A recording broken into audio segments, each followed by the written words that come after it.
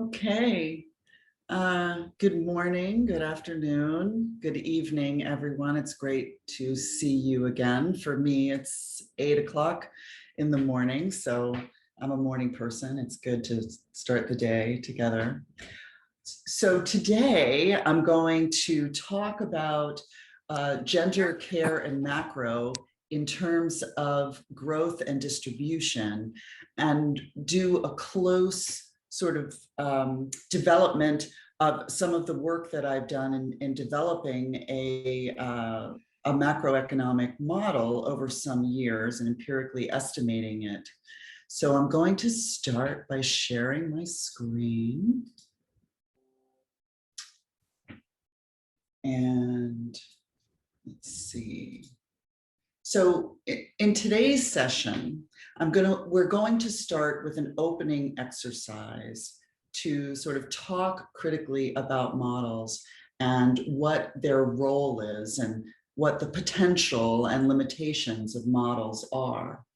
And then I'll go into the first part of the lecture, which will focus on this early paper that I did with Irini van Staveren and Daniele Tavani. Then we'll have a break. And then the second lecture will move from that model into our empirical estimations of it. And then we'll have a closing discussion. So I want to begin with this exercise, and it has 3 different parts. I'd like us to start with an individual writing assignment where you'll have 5 minutes to individually make notes on your answers to the following questions. So this is giving you some time to think about it. First one, what's the advantage or importance of working with models? What is one or more disadvantage or trap of working with them? Something that you might worry about. From a gender-aware perspective, come up with a question that you'd like to ask with a model. And what are the main variables that you're interested in modeling?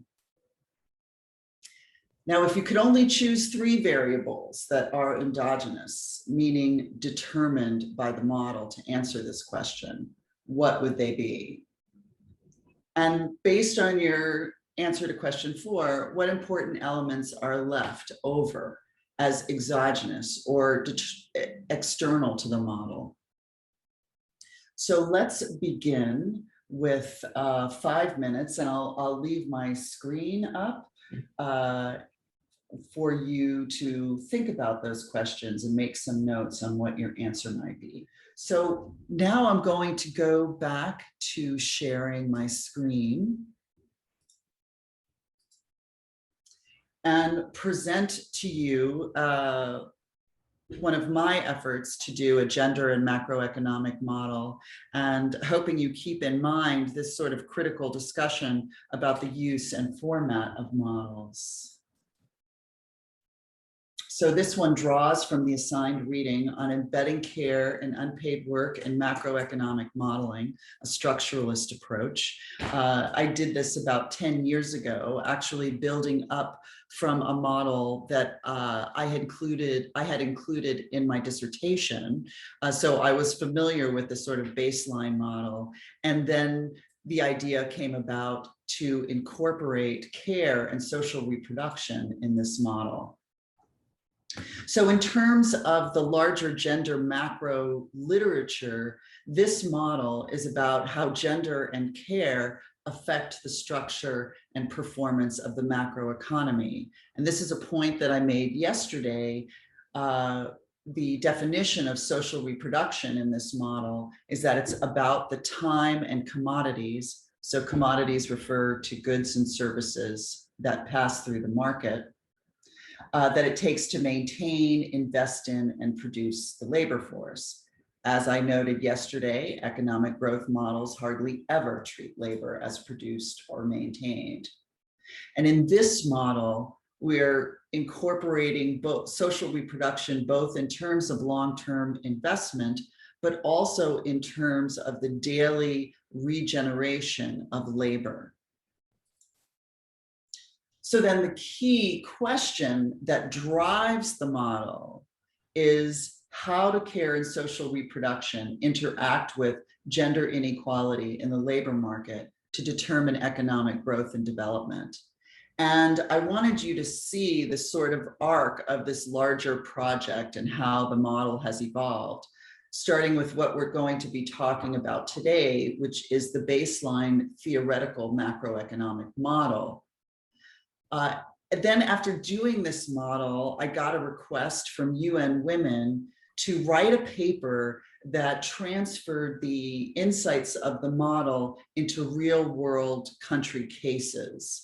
And that became a UN Women discussion paper. And this is one of the things I love about working with international development institutions, is how working with them press you, right, to take these theoretical insights to the real world.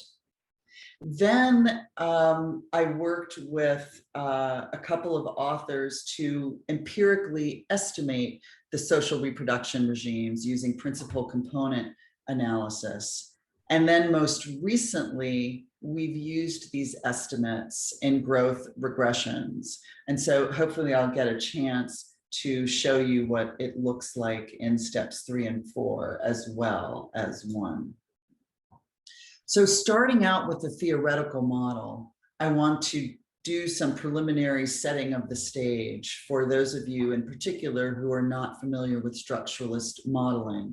And a key feature of this model is that the distribution of income between capitalists or owners of firms and workers determines the level of economic activity.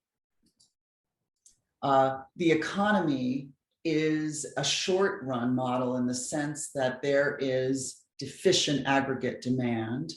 And the two key variables that we consider are the profit share of income versus output. And we call these also state variables. The obverse, or 1 minus the profit share, is the wage share. So we're looking at the distribution of income between capitalists and owners. So another important aspect of this model is the production of what we term human capacities, which takes place in the household. There are two types of inputs into the production of human capacities: commodities, goods and services, and unpaid care time. And the outputs, which we call human capacities, are whatever makes individuals more economically effective. This includes emotional maturity, patience, the state of being well rested and fed, in addition to the usual measures of human capital. So this is a broader sort of definition than standard definitions of human capital, but it's more narrow than Amartya Sen's and the UN's notion of human capabilities, because we're talking about those features of human capabilities that make labor more productive from an economic production perspective. So as I noted before, there are two time horizons to production. There are the daily aspects of social reproduction, which affect labor productivity today. And then there are also long-term investments that raise future productive capacity. So an important aspect of the production of human capacities are social norms or caring motivations. And in the long term, this motivation to care for others conditions decisions to invest in human capacities given certain expectations about the future. In the short term, these caring motivations condition the shift from non-market to market work. So it does this in a couple of ways. It does it by impacting the elasticity or the responsiveness of women's market labor force participation to market wages. So that can vary depending on caring motivations. It also varies based on the willingness of women to maintain unpaid work even when doing paid work. So there is a double day feature. So as women increase their market labor force participation, they can, because of caring motivations, right, maintain their unpaid work. Caring motivations also have a role to play in determining the efficiency of market substitutes for unpaid work. So when women increase their labor force participation, there's the possibility of purchasing market substitutes for declining time and unpaid work. So things like paid childcare or elder care. And to the extent that caring motivations are stronger in a society, we hypothesize, it's more likely that these market substitutes are effective or efficient at replacing unpaid work. I'll talk more specifically about that in a minute. So then to give you a model overview, there's a demand side or the goods market, which is driven by an equilibrium between investment and savings. So this is a standard sort of macro picture. And that equilibrium is simply defined by the amount of investment desired by investors equals the savings provided by savers. The supply side is a little bit different in the sense that it results from the interaction among three different sort of spheres of activity: the labor market, the product market, and the household sector where human capacities are produced. So then outcomes are understood in terms of the key state variables, changes in the profit share, and changes in economic output or production. So this is what equilibrium looks like mathematically on the demand side, and it's the investment savings schedule or equilibrium. And so what you have on the left is investment, and on the right we have savings. Now in the investment function, there's physical investment, which is typically the only type of investment that you have in these kinds of models. The relationship between the profit shares and capacity utilization, profit share pies, and Z is output or capacity utilization, is conditioned by the Keynesian notion of animal spirits. And that gives you the connection between, for capitalists, between the profit rates that they expect and the amount of investment that these expected profit rates induce. So the part that is different about this model is that we add into the investment function human capacities investment. And in parallel to physical investment, we came up with this term caring spirits, which condition the relationship between expected opportunities. So what individuals expect will happen in the future, and then their decisions about investing in the human capital of themselves and others. So this is a sort of it's a general form. We don't make any assumptions about particular functions, but we do tell a story about the relationship between the partial derivatives here. So in the top, these refer to physical capital investment, and both increases in the profit share and capacity utilization are associated with increases in expected profit rates. Stronger animal spirits increase the strength of the relationship between expected profit rates and investments in physical capital. So similarly, thinking about human capacities investment then, increases in profit share means there's been a decline in the wage share. So there's a negative relationship between the profit share and expected opportunities. In a parallel fashion, there's a positive relationship between capacity utilization and expected opportunities, primarily because, right, there's an increase in the demand for labor.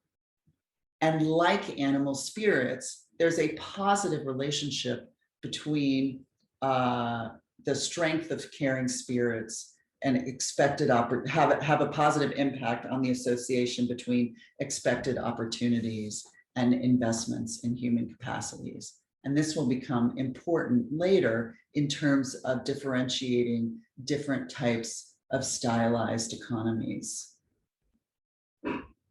So this is what the demand side or the investment savings equilibrium looks like in a figure. On the vertical axis, we have the profit share, and on the horizontal axis, we have output or capacity utilization.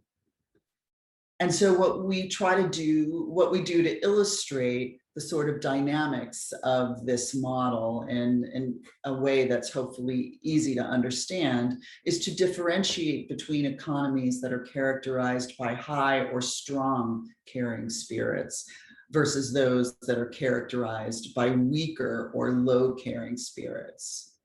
In the high caring spirits economy, and these are the downward sloping IS curves, as the wage share increases, so as the profit share declines, so does demand for investment in human capacities, and this has the impact of increasing output. Conversely, in lower caring spirits economies, as the wage share increases, and the profit share declines, demand for investment in human capacities declines. So you have declining output. And so as caring spirits decline, the downward sloping IS curve gets steeper until it becomes a low caring spirits sort of economy. So that's a picture of the demand side. On the supply side, remember, we have three different spheres interacting with one another. There's the labor market, the product market, and then the household sector where human capacities are produced. So on the labor market, our assumptions are that labor markets are segmented by gender. Women are concentrated in the non-durable goods and services industry, more like traditional services or substitutes for unpaid work in the production of human capacities. Conversely, men are concentrated in the durable goods sector, which produces complements for both paid and unpaid production in women's sector. So you could think of things like cars, washing machines, refrigerators, these kinds of goods. So wages are determined in the labor market, not by the marginal product of labor, but by bargaining between capitalists and workers in each sector. And so wages are an increasing function of output because higher output is associated with lower unemployment, and therefore labor is more empowered to bargain with capital. Structurally, we also make the assumption, right, being explicit about assumptions, that women institutionally have less bargaining power than men. So for a given unemployment rate, if women and men have the same unemployment rate, women will be less able to translate that level of labor demand into wages. So the second market on the supply side is the product market. And here prices are determined. And they're determined by an interaction among wages, which are determined in the labor market, the level of labor productivity, which is actually going to be determined by human capacities production, and then by the capitalist or firm markup over unit costs. In the men's sector, and here's an assumption that we make, there are fixed markups. So essentially this enables us to keep the sort of men's sector constant while we look at what's happening in the women's sector and human capacities production, right? This is a choice that we make to keep the model sort of simple, but we can also, once we get the conclusions going, right, vary this assumption and look at its impact. In the women's sort of services sector, right, the substitute substitute for unpaid care time. There are flexible markups that reflect the competitiveness of women-produced commodities. And these markups are determined by demand for market substitutes for non-market labor. So the higher that demand, the higher the markup can be. The price of male-produced durable complements. So these sorts of prices have an impact on the markup as well.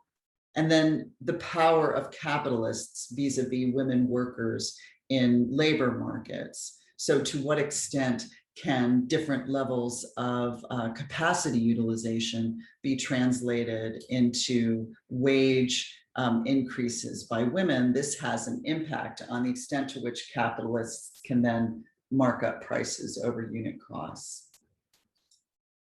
So lastly, we have human capacities production, which, as I noted before, determines labor productivity in the market sector. In terms of inputs into human capacities production, there are two types, right? There are commodities, which are purchased, and these purchases increase as women's wages increase. They're also related to women's unpaid care time, and the contribution of women's unpaid care time is negatively associated with women's wages, because the higher our women's wages, the more that they shift their labor from the non-market sector to the market sector. But the extent of this shift is conditioned in part by social norms, for instance, that dictate the acceptability of engaging in a shift like this. The outputs are human capacities, as I've noted. And a key question in the production function in this household sector is the elasticity or the responsiveness of human capacities with respect to the different kinds of commodities that serve as inputs. So the elasticity then depends of output of human capacities to the input of commodities, depends on the substitutability between market and non-market goods. So to what extent does replacing your unpaid care time with market purchases actually replace the unpaid care time in a good, effective way? And we hypothesize that this substitutability depends in part on caring motivations, that in societies with higher caring motivations, it's more likely that market produced care will be a reasonable substitute for non-market produced care. And then the second input is women's unpaid time, which depends on the productivity of their non-market work. And this can be related to for instance, purchases of durable goods that affect this productivity. But these are all features that we don't get into in much detail in the model, right? Because there's a lot going on here, but there is this potential entry point. So then we have the supply side equilibrium, like we had the demand side equilibrium. And we refer to it as a PE curve, or a producer's equilibrium, or a distributive curve. And it's affected by the interaction between the labor market, the product market, and human capacities production. And it's a complex system. So in talking about it, I'm going to hone in on some of the key effects that drives these relationships. So one is this collective bargaining effect, where stronger labor unions, male or female, tend to pull down the profit share and flatten the slope of the PE curve. But another important feature that drives the producer's equilibrium, which is a feature that we focus on in this paper, is the substitutability effect. And this is the net effect of using market substitutes for unpaid care time.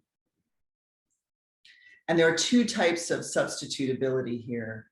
There's good substitutability, so whether market goods are effective substitutes for time in the production of human capacities.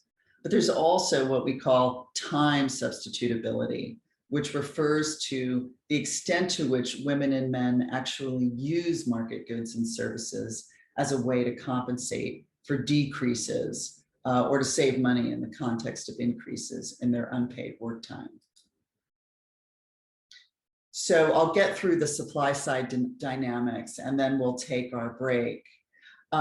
So this figure looks like the figure from the demand side in the sense that we have the profit share on the vertical axis and output on the horizontal. And like the demand side, we have two sort of stylized examples that we talk about. There's a high substitutability situation between market and non-market work. And this is a positive but flat sort of curve. So increasing output in these high substitutability situations, increasing output draws more women into the labor force, but this impact, it raises labor productivity more than it hurts it by the decline in, as a result of the decline in unpaid work time. And we hypothesize that stronger caring motivations in both paid and unpaid work raise the likelihood of this scenario. I mean, it's in this early work, we called it altruistic motivations, but as the work evolved, we started calling it caring motivations. In societies with weaker caring norms, more self-oriented norms, these are low substitutability society. And so increasing output raises wages because it increases the demand for labor, but labor productivity suffers as a result of the decline in unpaid work time. So as you move from a high substitutability to a low substitutability sort of regime, the slope of the producer's equilibrium starts to get steeper until it turns negative, downward sloping, and shifts into this low substitutability regime. So I'm going to pause here and we'll take a 15-minute break. So we'll come back in 15 minutes. I'll see you in a bit. Okay, welcome back everyone from what I hope was a good break. We're a little behind as usual, but we'll work with what we can. So I'm going to go back to sharing my screen here and continuing. So where we left off was on the supply side of the economy and talking about the producer's equilibrium or the distributive curve. And as with the demand side, we came up with three sort of stylized cases that are related to the slope of the distributive curve. And there are two cases that reflect high substitutability, the first two here. One is high substitutability and what we term traditional gender relations, where there's a steep positive slope. And in this kind of situation, you have a society where men are contributing financially to social reproduction through supporting the family financially, but women contribute time. So there's a positive slope, but it's steeper than the second case, which is our gender egalitarian case, where there's a high substitutability between unpaid and paid care time, but women, partly because men and women are sharing the time and financial costs of care. So you've got a positive producer equilibrium slope, but it's flatter. And then in the third case is a low substitutability regime. In this early work, we referred to this as the sort of single mother case, but this terminology evolved into one that referenced this case instead as the feminization of responsibility and obligation. And here in this case, men are contributing very little to care in terms of time or financing. And so women are really taking up both the time and financial responsibilities associated with care.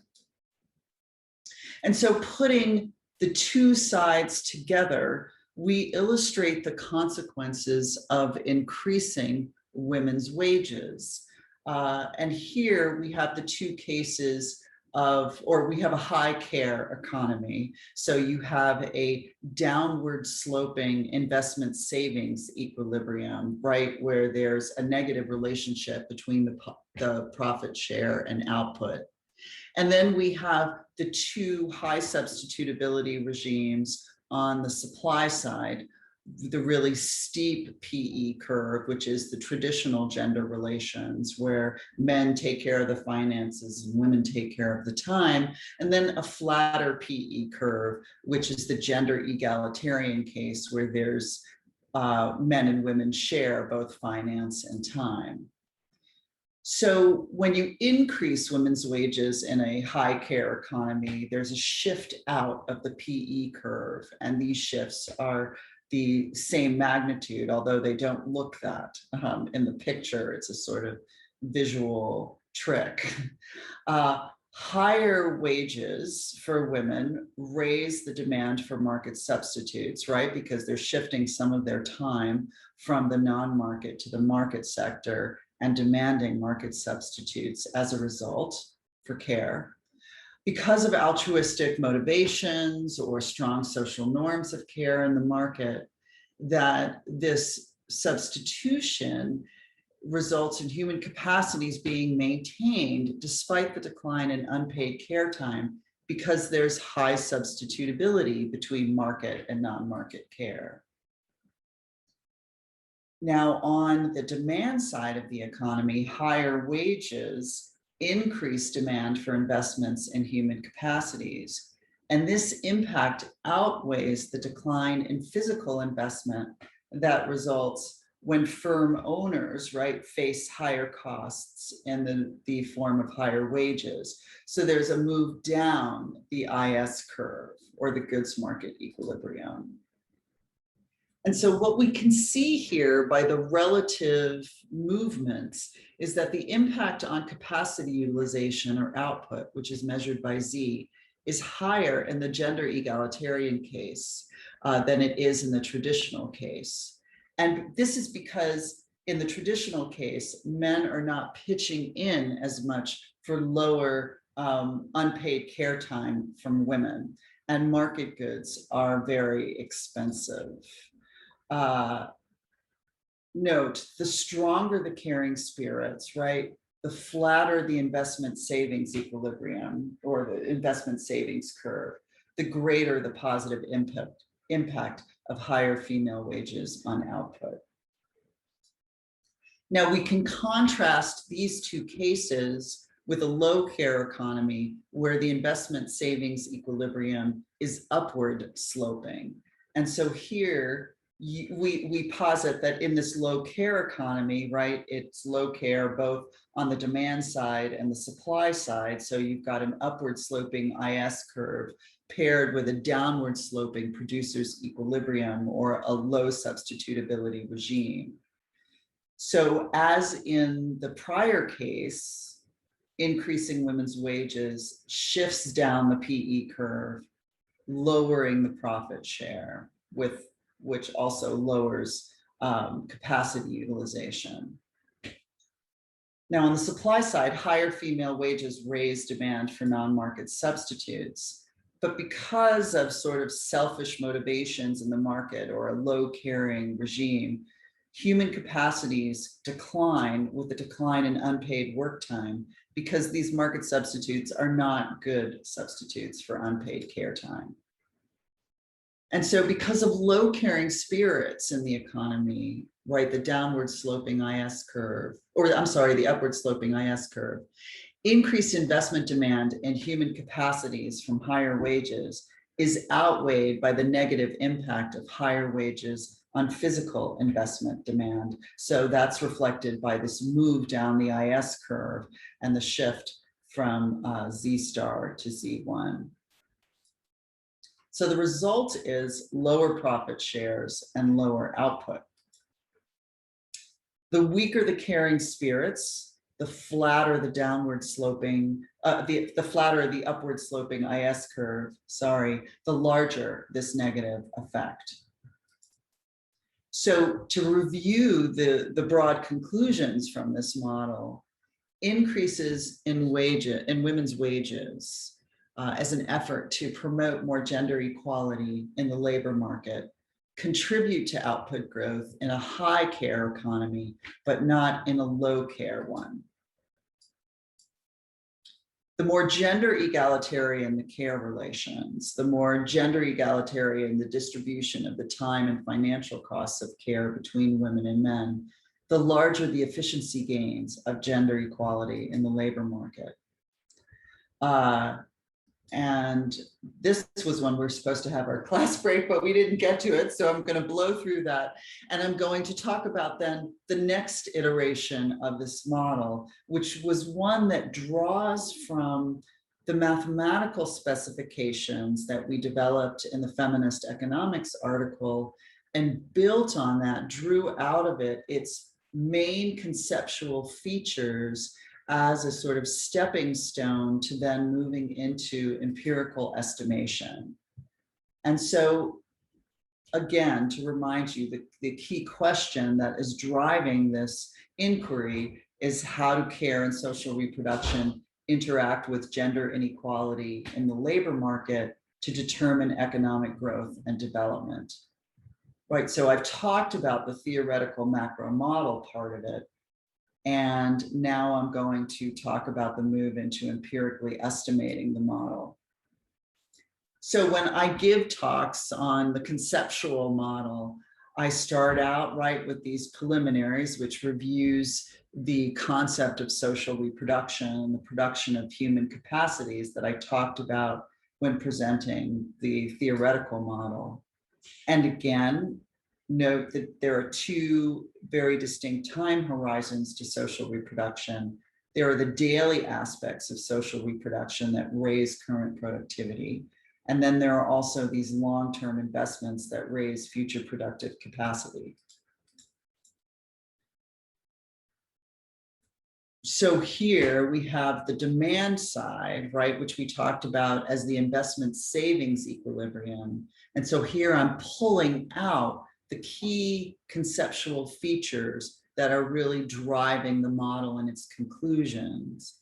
And so it's on the demand side and where the terms of investment are defined that connects gender equality in the labor market with the consequences for economic growth. And the relationship between these two features depends on the impacts of gender equality in the labor market as reflected in higher wages for women, the impacts of this on aggregate demand and consequent profitability for firms. And so rather than differentiating between a selfish economy and a more altruistic one, we evolved into talking about the extent of caring spirits more generally.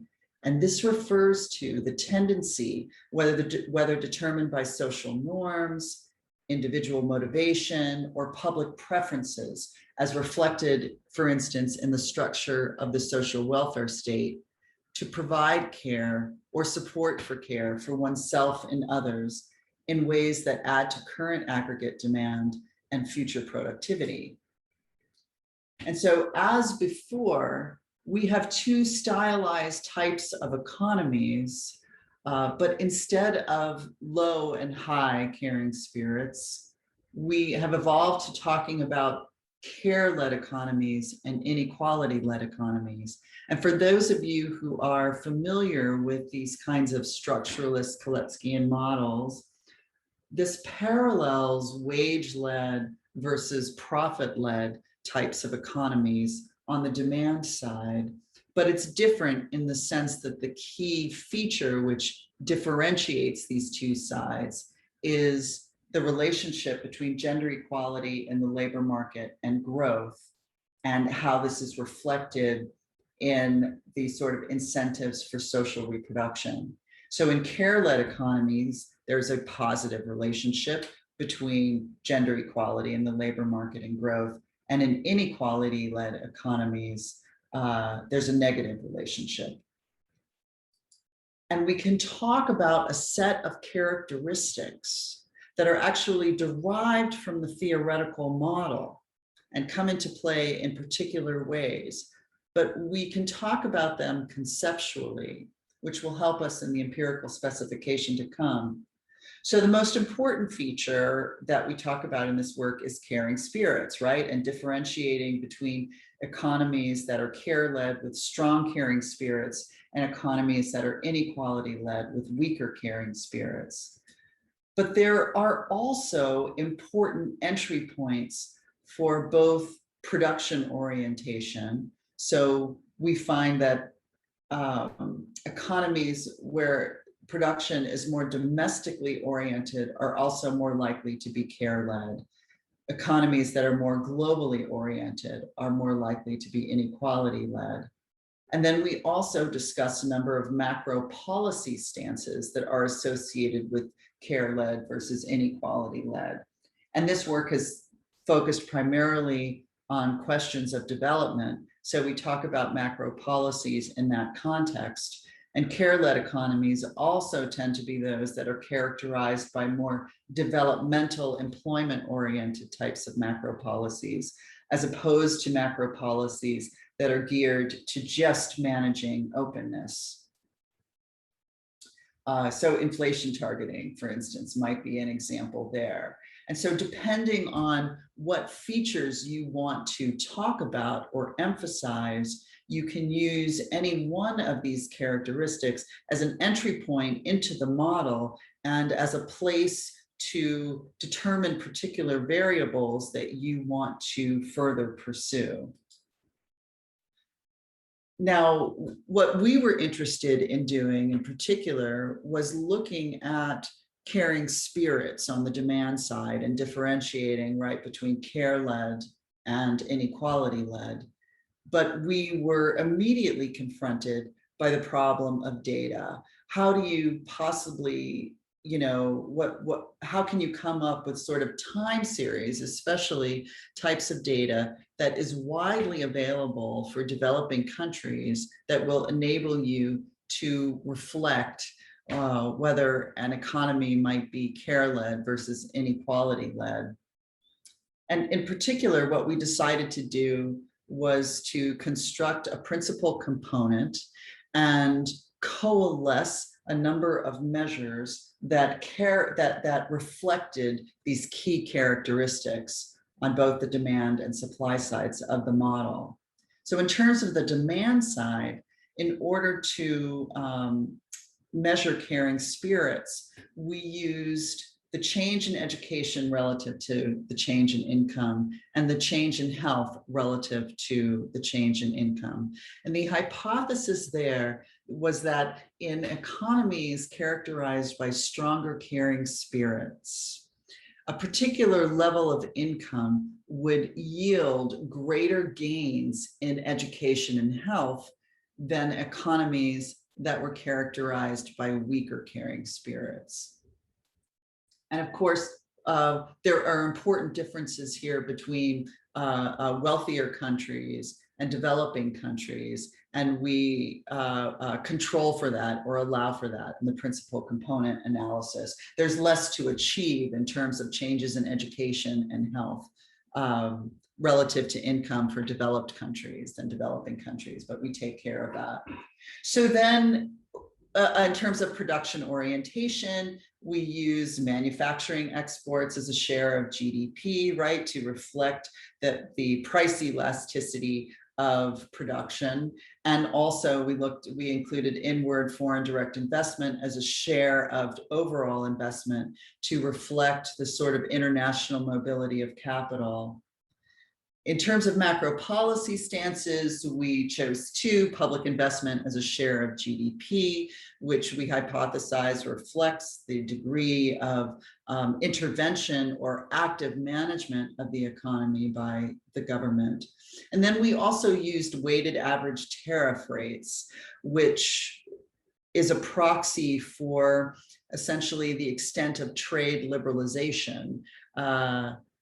We have in the production orientation a measure with manufacturing exports as a share of GDP of the extent of trade integration, but that is different than trade policy, which we used weighted average tariff rates for that in this early work.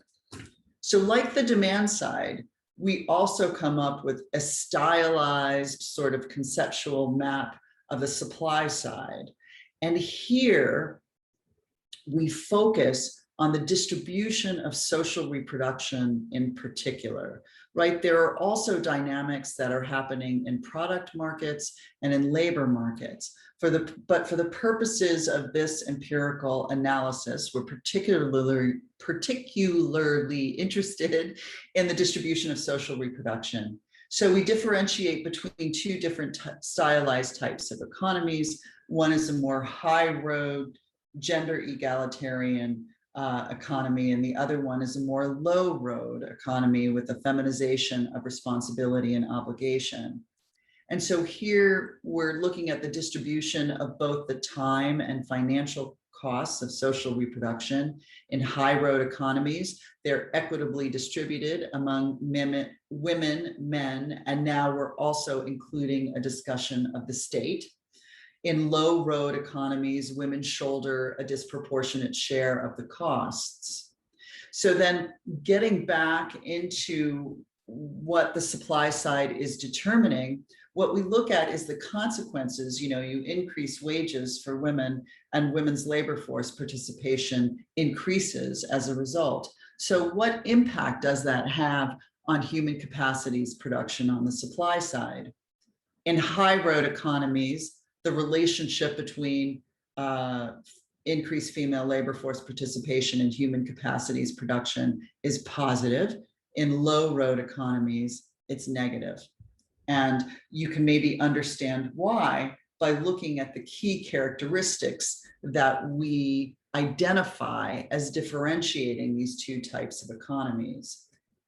So in terms of unpaid care work, there's sharing between women and men in high road economies, but low participation by men in low road economies. It's also important to specify public provisioning for care. In high road economies, there's strong public provisioning. In low road, public provisioning is weak. It's also important to characterize the extent and quality of the market care sector. Are there possibilities for purchasing market substitutes for unpaid care? And when you do purchase those substitutes, are they good provisioners of care? Are they effective substitutes? In high road economies, the market care sector is large, it's extensive, and it's high quality. In low road economies, the market care sector is much more limited. It's difficult to find substitutes for non-market care. And when you do, those substitutes are pretty low quality. There's also a relationship here between labor market gender inequality. And this has to do with the fact that women are very much concentrated in care sector types of jobs. So when there's low gender inequality in the labor market, women's wages are higher, and that is associated with higher quality care provisioning by the market. So all else equal, right? Well-paid care workers are more effective, is what we hypothesize. So there's the difference between the high road and low road in terms of the gender wage gap on the supply side and the role of it. We also talk about an important feature to capture here is reproductive infrastructure.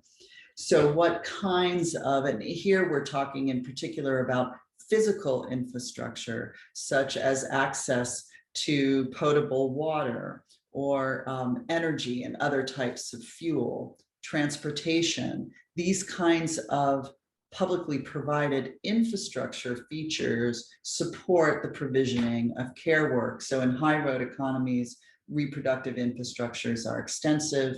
In low road, they're much more limited. So these are the empirical measures that we identified as inputs into the supply side principal component analysis. The gender division of care, that was very difficult to look for. We have spotty data on a number of countries. UN Women helpfully collects existing time use studies. And we were able, for a number of countries, a number of developing countries in particular, to look at the ratio of women's time spent in care versus men's time spent in care. And looking at that ratio enabled us to sort of compare it across countries, in the sense that looking at the ratio, sort of takes care of different sorts of definitions of time use across countries. But still, the coverage was very, very spotty, not nearly enough to use in a sort of time series macroeconometric type of analysis. But what we did have longer data for was the ratio of female to male ages at first marriage. And we found that these ratios were very highly correlated with the ratios of female to male care time. So we were able to use this as a proxy for that. And here's an example of kind of taking the data that you do have and thinking about it really hard. You can sometimes find effective proxies. And I think that that was the situation. Curious on the sample. It's a pretty big sample. Well, I'll talk to that. I'll talk about that in a second. So then labor market inequality, once again, time series, gender wage gap, comparable across countries with lots of representation for developing countries, very hard to get. So we use the ratio of female to male wage and salaried workers in employment, public care provisioning, public social protection expenditures as a share of GDP. For reproductive infrastructure, we used average access to electricity, non-solid fuel, and improved sanitation and water, all important inputs into providing care. And then in terms of the extent and quality of the market care sector, we started with using the share of women's service employment to total overall employment, women plus men. So you're getting a sense of the relative size of the market care sector. So this is the extent, but in terms of quality, we discounted this ratio by the extent of income inequality on the hypothesis that in more income unequal countries, the quality of the care sector is likely to be lower than in countries characterized by higher levels of income equality. So the extent of the care sector was discounted by the extent of income inequality. And remember, these are all of these individual measures are inputs into a principal component analysis. So they're going to work together, right? Or at least that was our hypothesis. And it worked out pretty well. So in putting the demand and supply sides together, on the demand side, right, we have these determinants of economic growth, care-led versus inequality-led. On the supply side, we have the distribution of social reproduction, low road versus high road. And putting these two together, you get this 2x2 table, which are really convenient and effective in talking about complex models, right? There are ways to sort of distill the discussion in terms that are meaningful to folks who are not working their way through the model. So we come up with these four sort of social reproduction regimes. The first one combines a care-led demand side with a low-road supply side. And what you get is what we term time squeeze. So on the one hand, higher wages for women are good for growth on the demand side, but the increased market participation that results squeezes women's time, and because we're in a low road supply side, and lowers human capacities production. So there's a contradiction between the demand and supply sides of the economies, and the result is that growth becomes elusive or unstable. The opposite of time squeeze is wage squeeze. And here the contradiction is simply the opposite, right? You have inequality-led demand paired with gender egalitarian or high road supply. And in this context, higher wages for women, lower growth on the demand side, but more market participation enhances human capacities production. So the problem in this sort of combination is high costs through wages, and growth is elusive or unstable also because of this contradiction. You know, the sort of ideal result is this mutual economy where the two sides support one another in a way that higher wages for women, right, support growth, but also support increases in human capacities reproduction. So growth and the distribution of social reproduction support one another. The other complementary case is one that we term exploitation. It's inequality led, so higher wages for women, lower growth, and more market participation squeezes time and lowers human capacities production. So to the extent that growth occurs, it's partly based on exploiting women's labor and human resources.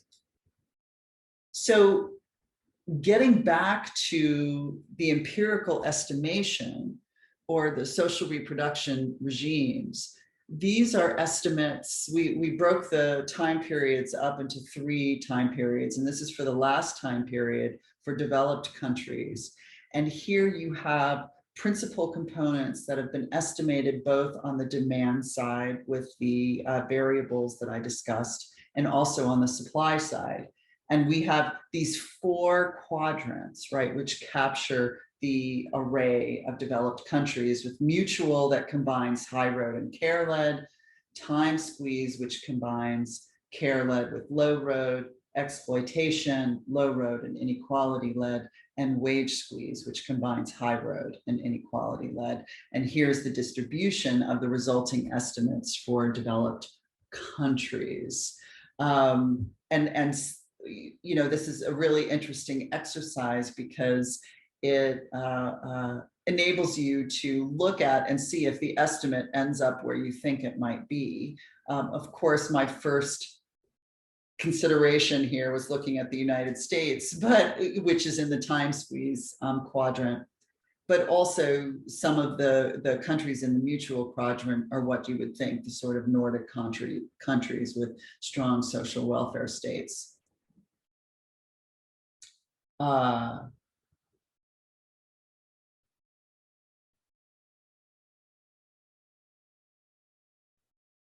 More time poverty. Yeah.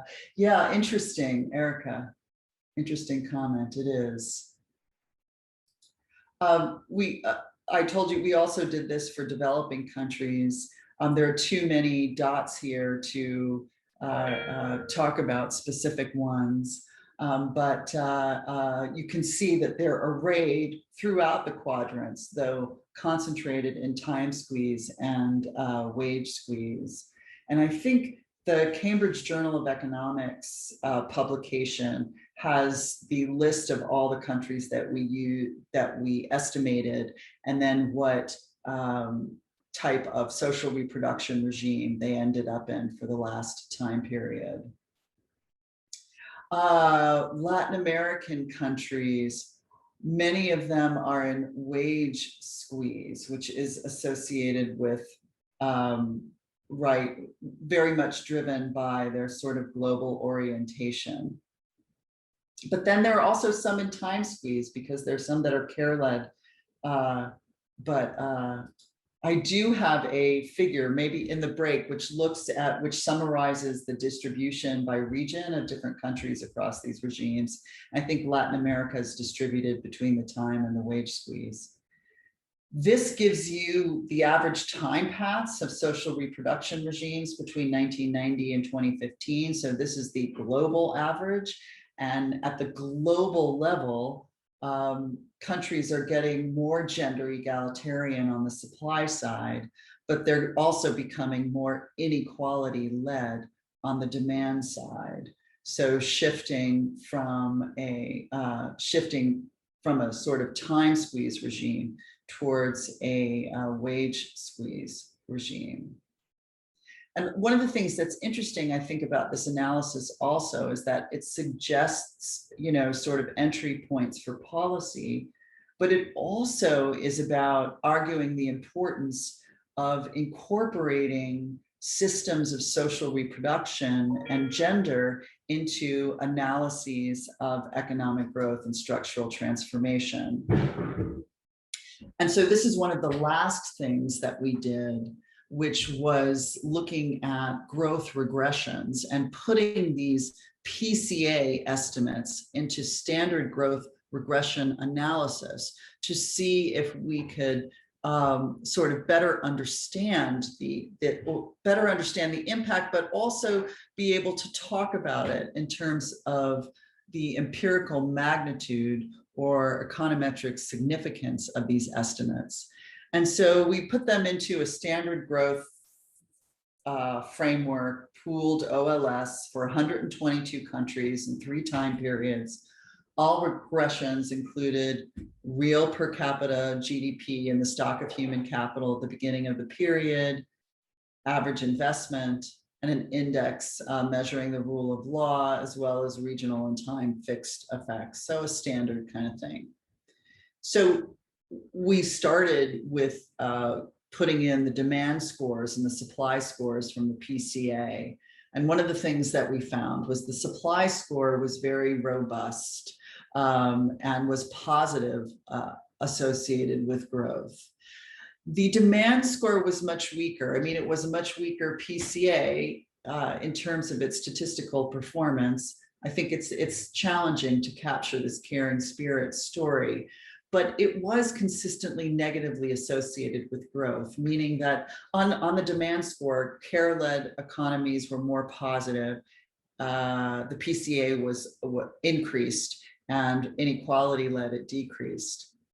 So this result was one where one standard deviation shift away from inequality to care-led was actually associated with a 0.13 percentage point decline in annual growth.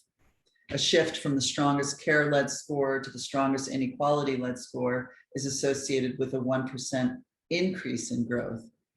And our provisional hypothesis was that this is, we think that this is about, right, the neoliberalized sort of structures of economic growth that countries face in the global economy.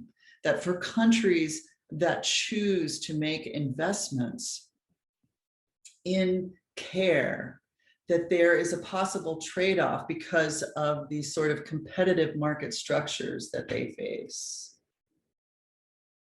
And this is a complex point. We can talk a little bit more about it in the discussion if you want.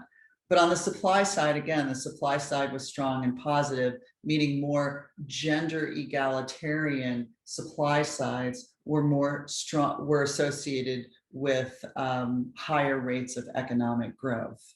So shifting from the highest gender egalitarian score to the strongest score for feminization of responsibility and obligation was associated with a loss in growth of 3.35 percentage points.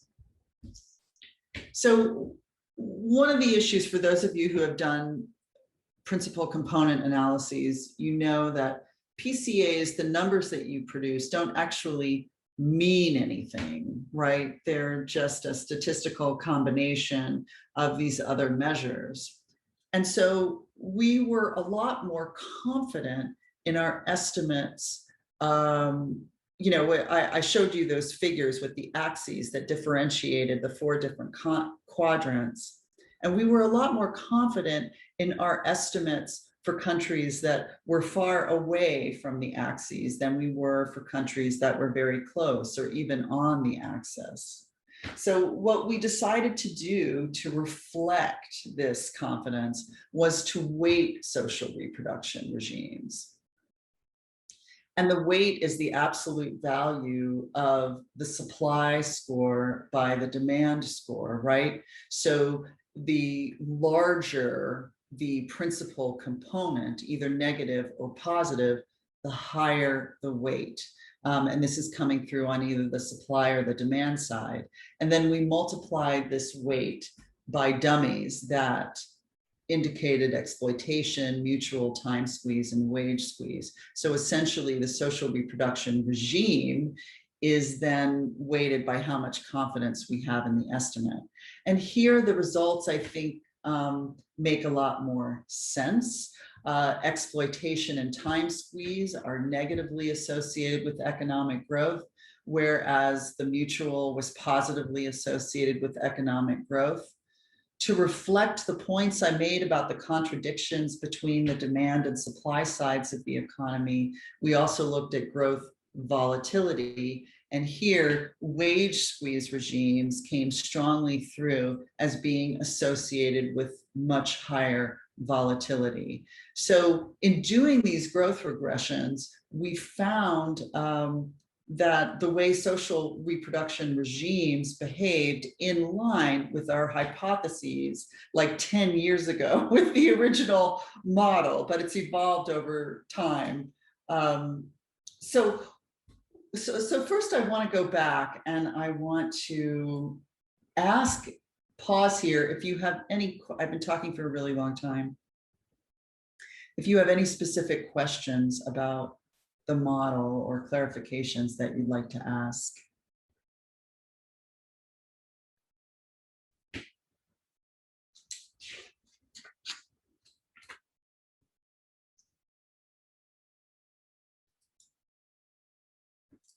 So maybe to get things started, but I thought we would end today with this small group exercise. And what I'd like you to do to pause and reflect on the model is to break up into groups of 3 or 4 and to discuss the following questions in your group, maybe with one person taking notes and ready to share when we come back together. We won't have a group by group report back, but I'd love to hear what you all talk about.